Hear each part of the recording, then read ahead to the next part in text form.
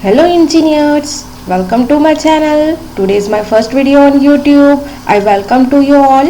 I am here to discuss about topic why civil engineering for competitive exam like AE, JEE, CIL, RRB, JEE, CG Vyapam, CGPSC. Today's topic is plate girder. So अभी तक मैंने इससे पहले जितने भी exam दिए हैं उस पर इस टॉपिक से रिलेटेड एक ना एक क्वेश्चन ज़रूर ही आता है. सो ये टॉपिक बहुत इंपॉर्टेंट है. प्लेट कर्डर जो है वो कहाँ यूज़ होता है? वो जनरली ब्रिज में यूज़ होता है. इस वजह से ये टॉपिक बहुत ज़्यादा इंपॉर्टेंट है. सो लेट्स स्टार्ट करते हैं. सबसे पहले गर्डर. गर्डर क्या होता है? गर्डर एक डीप बीम होती है. वैसे डिफरेंट टाइप के गर्डर होते हैं like gentry girder, box girder, लेकिन आज हम प्लेट गर्डर के बारे में डिस्कस करेंगे. प्लेट गर्डर ये एक बिल्टअप आई सेक्शन होता है. बिल्टअप आई सेक्शन का मतलब ये होता है कि हम इसे प्लेट्स को यूज कर करके एक आई फॉर्म में क्रिएट करते हैं. लाइक इसे वेल्डिंग करके आई सेक्शन फॉर्म में बनाते हैं. अब हम इसकी ज़रूरत क्यों पड़ी हमें? क्योंकि जब लॉन्गर स्पैन रहता है, ब्रिज में बहुत ज़्यादा स्पैन रहता है, जब डिस्टेंस बहुत ज़्यादा कवर करता है और लोड जो आता है वो बहुत ज़्यादा ग्रेटर लोड आता है, नॉर्मल बीम से ज़्यादा ग्रेटर लोड आता है, उस केस में ये जो रोल्ड आई बीम है वो उतना सफिशिएंट नहीं होता कि उतने लोड को कैरी कर पाए और उतने लॉन्ग स्पैन के लिए हम इसे मैन्युफैक्चर कर पाए. देखिए ये जो है डायरेक्टली इसी आई शेप फॉर्म में मैन्युफैक्चर होके इंडस्ट्री से आया है. अगर हम इसे लॉन्ग स्पैन के लिए बनाएंगे तो हमें हैंडलिंग इशू आएगा, हम उसे उतना डीप नहीं बना सकते हैं. तो इस वजह से हम प्लेट गर्डर रोल में आया कि ये रोल्ड स्टील सेक्शन है वो उतना सफिशिएंट नहीं होता है और अगर हम मैन्युफैक्चर कर भी देते हैं तो हमें हैंडलिंग इश्यूज आएंगे. ओके, तो इस वजह से हम प्लेट गर्डर का यूज करते हैं. अब फिर से मैं एक बार बताना चाहूंगी कहाँ यूज करते हैं. जहां पर लोड बहुत ज्यादा होता है और हमारा स्पैन बहुत ज्यादा लंबा होता है. ओके, फिर हम डिस्कस करते हैं. ये हमारा फ्लेंज होता है, ये टॉप फ्लेंज है, ये बॉटम फ्लेंज है और ये वेब है. ओके, अब टॉप फ्लेंज जब भी इस आई बीम में यहाँ से लोड आता है तो वो इस तरीके से बकल होता है. मैं यहाँ पे और एक डायग्राम बना के बताती हूँ. जब उस पर लोड आता है तो इस तरीके से बकल हो जाता है. तो होता क्या है, यहाँ पे एरिया में रिडक्शन होता है और यहाँ एरिया में इंक्रीमेंट होता है बॉटम में. इस वजह से हम टॉप वाले फ्लेंज को बोलते हैं कंप्रेशन फ्लेंज और बॉटम वाले फ्लेंज को बोलते हैं टेंशन फ्लेंज. आप ओके, आइए देखिए ये मेरे घर के पास ही रेलवे ब्रिज का कंस्ट्रक्शन हो रहा था.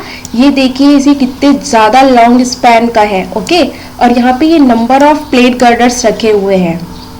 अब इन्हें ही हम जॉइन कर करके एक लंबा ब्रिज तैयार करते हैं.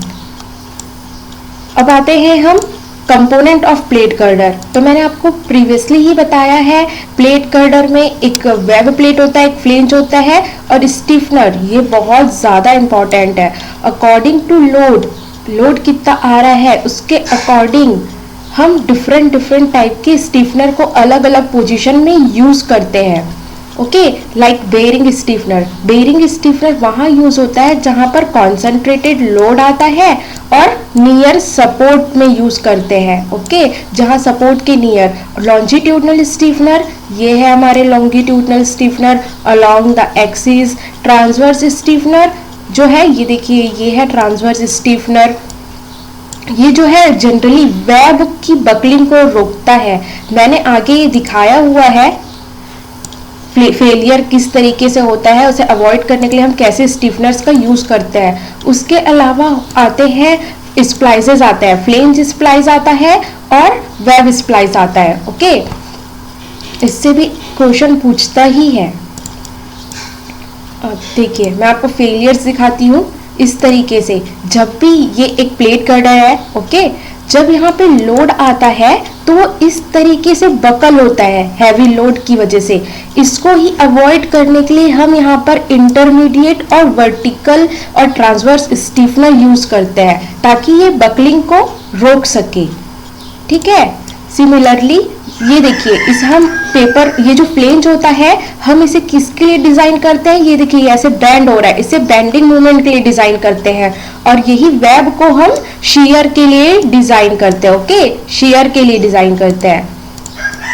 अब इसमें मैं एक और बात समझाना चाहूंगी कि ये जो टॉप फ्लेंज होता है इसमें क्या होता है, एरिया में यहाँ पे रिडक्शन होता है, ये इस तरीके से बैंड होता है, तो इसे हम कंप्रेशन फ्लेंज बोलते हैं। यहाँ पर टेंशन आता है क्योंकि यहाँ पे एरिया में इंक्रीमेंट होता है, तो हम यहाँ बॉटम वाले को टेंशन फ्लेंज बोलते हैं, टॉप वाले को हम कंप्रेशन फ्लेंज बोलते हैं। ओके, उसके अलावा यहाँ आप देख सकते हैं जब हैवी लोड आता है, इस हैवी लोड की वजह से अगर हमारा वेब इस तरीके से बकल होने के चांसेस रहते हैं, तो उसे अवॉइड करने के लिए ही हम स्टीफनर्स का यूज करते हैं। ओके, फ्लेंज एंगल भी इस तरीके मतलब लोड को फ्लेंज से वेब में पहुंचाने के लिए ट्रांसफर करने में हेल्प करता है।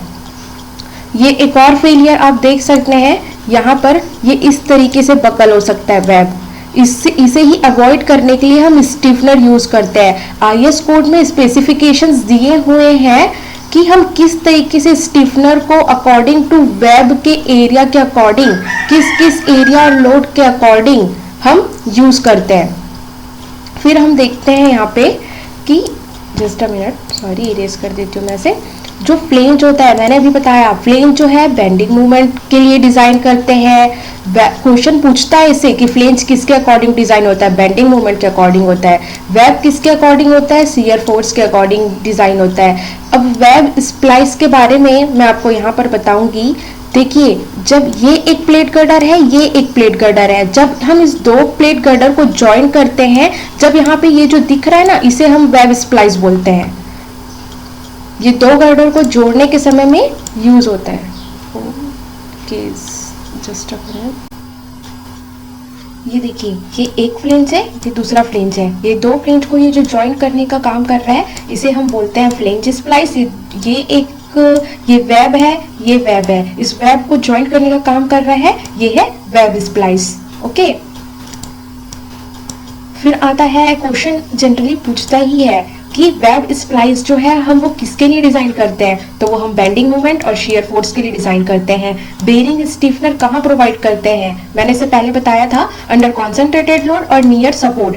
अब आता है फ्लेंज एंगल और फ्लेंज प्लेट, ये हम किसके लिए डिजाइन करते हैं, हॉरिजॉन्टल शिंगर शियर के लिए डिजाइन करते हैं। सिमिलरली मैं से एक्सप्लेन करूंगी अभी, फ्लेंज एंगल और वेब प्लेट हॉरिजॉन्टल लोड और हॉरिजॉन्टल शियर और वर्टिकल लोड के लिए डिजाइन किया जाता है। देखिए, मैं आपको दिखाती हूँ। यहाँ पर देखिए, जब यहाँ पर इस तरीके से लोड आता है, लेटरल लोड, उसकी वजह से ये जो है फ्लेंज प्लेट और ये फ्लेंज एंगल, यहाँ पर हॉरिजॉन्टल शियर आएगा। ओके, ऐसे और ऐसे शियर आएगा।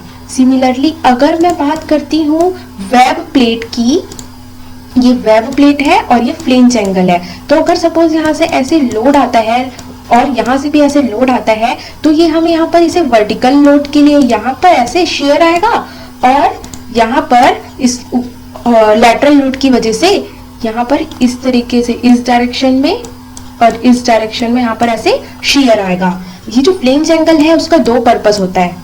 जो फ्लेंज एंगल होता है उसका दो पर्पस होता है कि जब हम कवर प्लेट यूज करते हैं, तो इस कवर प्लेट को कनेक्ट करने के लिए और यहाँ से लोड को फ्लेंज से वेब में लाने के लिए यूजफुल होता है। ओके, ट्रांसफर करने में हमें हेल्प करता है। उसके अलावा जब भी एरिया में सडन चेंज होता है, कि जैसे ये मेरा इस तरीके से सपोज रहता, ओके, इस तरीके से है, तो यहाँ पर एरिया में पहले यहाँ तक एरिया था, फिर यहाँ से एरिया में सडन रिडक्शन हुआ, तो यहाँ पर क्रैक्स डेवलप होने के चांसेस रहते हैं। उस क्रैक्स को और स्ट्रेस कॉन्सेंट्रेशन को रोकने के लिए हम फ्लेंज एंगल का यूज करते हैं। आप प्रैक्टिकली लाइफ में भी ऐसे बहुत सारे एग्जाम्पल्स देखते होंगे, जनरली जहाँ पे हैंडल होता है, लाइक मग जो होता है उसके नीचे एक पैटर्न बना होता है। इजी की बॉटल में देख सकते हैं, उसके अंदर साइड में यहाँ पर एक पैटर्न बना होता है। यहाँ पर इस तरीके से एक पैटर्न बना होता है, और भी स्ट्रक्चर्स में यूज होता है। हम उसे सिविल इंजीनियरिंग में एक हाउंज करके बोलते हैं। जनरली ये जो है लोड को पूरी तरीके से डिस्ट्रीब्यूट करना और यहाँ पे स्ट्रेस कॉन्सेंट्रेशन को रोकने और क्रैक होने से रोकता है। ओके, तो फ्लेंज मैंने आपको बताया, यहाँ पर एक हॉरिजॉन्टल शियर आता है, यहाँ पर हॉरिजॉन्टल शियर, और एक यहाँ पे वर्टिकल लोड की वजह से यहाँ पे भी शियर आता है। तो ये क्वेश्चन जनरली एग्जाम में पूछता है कि फ्लेंज एंगल और फ्लेंज प्लेट को किस लिए डिजाइन करते हैं, और वेब प्लेट और वेब प्लेट और फ्लेंज को किस लिए डिजाइन किया जाता है। ओके, अभी हम आगे चलते हैं। अब मैं आपको जो है ये इमेज आप देख लीजिए ब्रिज के कंस्ट्रक्शन का। अब मैं आपको क्वेश्चंस कराती हूँ जो प्रीवियसली एग्जाम में आए हुए हैं। ओके, तो stiffeners are required in a beam, so reduce compressive stress, no. Reduce shear stress, no. Reduce bending stress, no. मैंने बताया है कि बकलिंग को अवॉइड करना उसका मेन पर्पस है। मैंने आपको फेलियर का जो है डायग्राम दिखाया हुआ था। ओके, फिर हम बात करते हैं, ये देखिए एक और क्वेश्चन है कि buckling of top flange in plate girder is prevented by. तो हम क्या करते हैं कि लैटरल स्टीफनर यूज करते हैं। ये जो बकल होता है इस तरीके से बकल होता है, तो हम एक लैटरल स्टीफनर प्रोवाइड करते हैं। इसमें आप कंफ्यूज होके देख लीजिए, मैंने बोला था कि अलग अलग स्टीफनर का अलग अलग यूज होता है। इसमें आप कंफ्यूज होके ऑल ऑफ द अबव लगा सकते हैं, लेकिन सिर्फ इसका आंसर होगा लैटरल स्टीफनर। ओके, ठीक है, अब आगे बढ़ते हैं। एक और ये जो क्वेश्चन है फर्स्ट वन, ये सीजी व्यापम पीडब्ल्यूडी में आया हुआ है। ये जो क्वेश्चन है ये SES 2016 छत्तीसगढ़ में आया हुआ है। Okay, CGPSC। अब नेक्स्ट क्वेश्चन में आते हैं, वेब क्रिपलिंग। मैंने आपको शायद ऊपर में डिफरेंस बताना भूल गई हूँ। यहाँ पे देखिए, ये होता है वेब क्रिपलिंग और ये होता है वेब बकलिंग। ये दो डायग्राम आपको क्लियर कर देगा कि दोनों में क्या डिफरेंस होता है।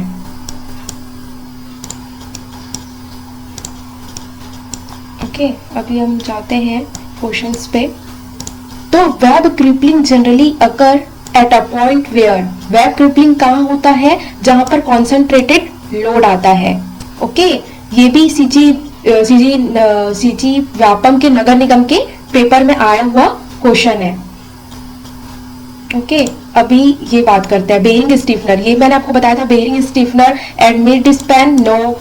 Where the maximum bending movement occur, no. मैंने बताया था एक सपोर्ट पे यूज करते हैं और जहां पर कॉन्सेंट्रेटेड लोड होता है, तो इसका आंसर होगा 3 और 4। जहां पे कॉन्सेंट्रेटेड लोड आता है और नियर सपोर्ट, वहां पे हम बेयरिंग स्टीफनर का यूज करते हैं। अब आते हैं हम नेक्स्ट क्वेश्चन पे। तो बीम स्प्लाइस, मैंने बताया था कि बीम स्प्लाइस जो होता है क्यों होता है, वो लेंथ को इंक्रीज करने में, length of the beam, to increase the length of the beam. हम वेब स्प्लाइस को यूज करके उसकी लेंथ में इंक्रीमेंट करते हैं। ये भी सीजी व्यापम में आया हुआ क्वेश्चन है। ओके, देन स्टीफनर, मैंने से ये क्वेश्चन ऊपर ही कराया है। Stiffeners are required in a beam to avoid web buckling.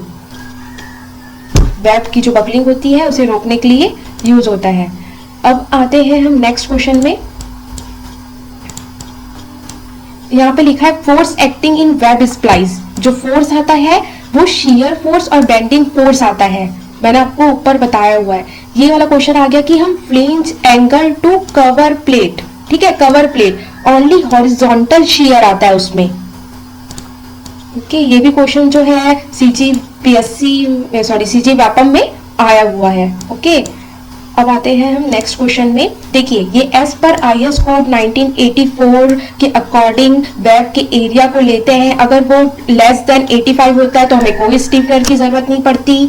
अगर 85 से ज्यादा है और 200 से कम है तो हमें एक वर्टिकल स्टीफनर की जरूरत पड़ती है। अगर वो 200 से ज्यादा है, 250 से कम है, तब हमें एक वर्टिकल स्टीफनर और एक हॉरिजॉन्टल और longitudinal stiffener at D/5 from the compression flange, तब हमें जरूरत पड़ेगी। तो इससे हमें ये पता चलता है कि हम पहले हमें अकॉर्डिंग टू एरिया, वेब के एरिया के अकॉर्डिंग हमें या तो स्टीफनर की जरूरत नहीं पड़ती है और पहले हम वर्टिकल स्टीफनर को यूज करते हैं। अगर हमारा D/T और भी ग्रेटर आता है उसके बाद हम हॉरिजॉन्टल स्टीफनर को यूज करना स्टार्ट करते हैं। उस पर एक क्वेश्चन आया हुआ है, देखिए यहाँ पे बोल रहा है कि a welded plate girder consisting of 2 flange plate है, इसमें 350/16, ये मेरा 350 है और ये मेरा 16 है। और वेब जो है इधर ऐसे 1000 है ये, और इसकी जो थिकनेस है वो 6 है। तो हमें वेब का एरिया लेते हैं, उससे हम स्टीफनर के बारे में जानते हैं। ओके, तो फिर हम आगे सॉल्यूशन देखते हैं। ये देखिए, इसमें हमने वेब का एरिया लिया, डेप्थ मेरा 1000 था, थिकनेस मेरा 6 था, मैंने डी बाई टी डब्ल्यू जो है रेशियो निकाल लिया, उसके अकॉर्डिंग ये जो आया है 166.66 आया है। अगर हमारा ये केस रहता D by T W less than 85 रहता तो हमें स्टीफनर की जरूरत नहीं रहती, लेकिन हमारा 85 से ज्यादा है और 200 से कम है, हमारी वैल्यू क्या है 166.6, तो हमें एक इंटरमीडिएट वर्टिकल स्टीफनर की रिक्वायरमेंट होगी। ओके, अभी हम जाते हैं नेक्स्ट क्वेश्चन पे। देखो, हॉरिजॉन्टल, ये ईएससी का क्वेश्चन लिया है मैंने। Horizontal stiffeners are needed in a plate girder if thickness of web, इसका आंसर होगा less than D by 200। Okay, इसको भी मैं एक्सप्लेन करके समझाती हूँ।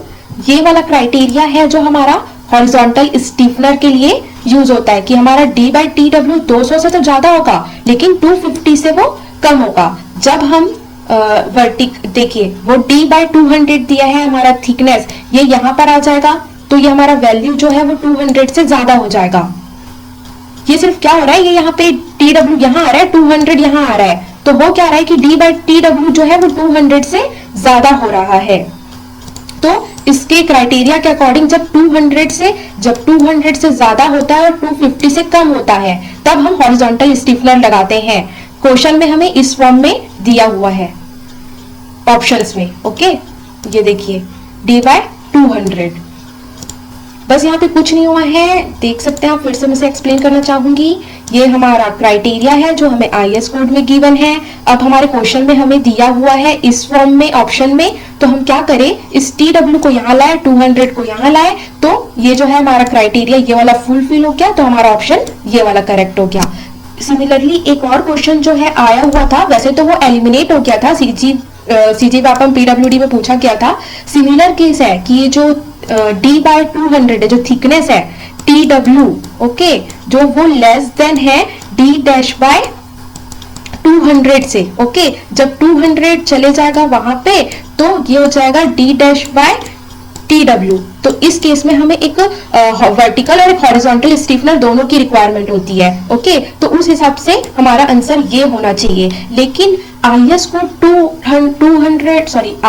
800 2007 के अकॉर्डिंग ये जो स्टीफनर्स है वो उसके क्राइटेरिया में चेंजेस आए हैं, वो अपडेट हुआ है, तो यहाँ पर आईएस कोड स्पेसिफाई नहीं हुआ है, इस वजह से ये क्वेश्चन जो है एलिमिनेट हो गया था। अगर यहाँ पे आईएस कोड मेंशन होता कि 1984 के अकॉर्डिंग है या 2007 के अकॉर्डिंग है तो उसके अकॉर्डिंग इसके आंसर में चेंजेस आते, तो ये क्वेश्चन एलिमिनेट हुआ था। लेकिन ये क्वेश्चन सीजी व्यापम पीडब्ल्यूडी में आया हुआ है, ये क्वेश्चन सीआईएल में आया हुआ है, इसमें एज पर आईएस 800 2007 ओके, इसमें स्पेसिफाई किया हुआ है कि क्या बोल रहा है, without stiffener resistance to shear buckling shall be, तो उसका आंसर है ए। जब D by T W greater than 67 epsilon होगा तब हम विदाउट स्टीफनर उसे यूज कर सकते हैं। ओके, अभी आते हैं नेक्स्ट क्वेश्चन में। देखिए, ये मेरा एसएससी जेई में आया हुआ क्वेश्चन है। इसमें जो है डी बाई टी डब्ल्यू 400 से लेस देन होना चाहिए, तो फिर इसमें भी आईएस कोड स्पेसिफाई नहीं किया था कि किसके अकॉर्डिंग है, इस वजह से ये क्वेश्चन जो है एलिमिनेट हो गया था। वैसे इसका आंसर जो है डी दिया हुआ है, बी दिया हुआ है, बी, ये 2 नंबर दिया हुआ है कि bearing stiffener, intermediate stiffener, longitudinal stiffener 0.2 from the compression flange. तो आपको इस तरीके के क्वेश्चन को करने के लिए जो प्लेट गर्डर्स के लिए जो स्टीफनर का क्राइटेरिया दिया है, उसकी जो रेंज दी हुई है, वो आपको हमेशा याद रहना चाहिए, उससे रिलेटेड क्वेश्चन आता ही है। इसके अलावा आपको ये वीडियो कैसा लगा आप बताइए, मैं और भी क्वेश्चंस इसमें ऐड करके जो प्रीवियसली एग्जाम में आए हुए हैं या इस टॉपिक से रिलेटेड आपको और कोई वीडियो ना देखना पड़े, पूरा क्वेश्चन इसमें कवर हो जाए, इस तरीके से आगे वीडियो बनाऊंगी। अगर आपको ये वीडियो अच्छा लगता है तो आप मुझे कमेंट करिए, फिर इस टॉपिक में मैं और भी प्रीवियस क्वेश्चंस जो आए हुए हैं एग्जाम में और जितने भी क्वेश्चन बन पाते हैं वो मैं कवर करूंगी। Okay, thank you. Comment please.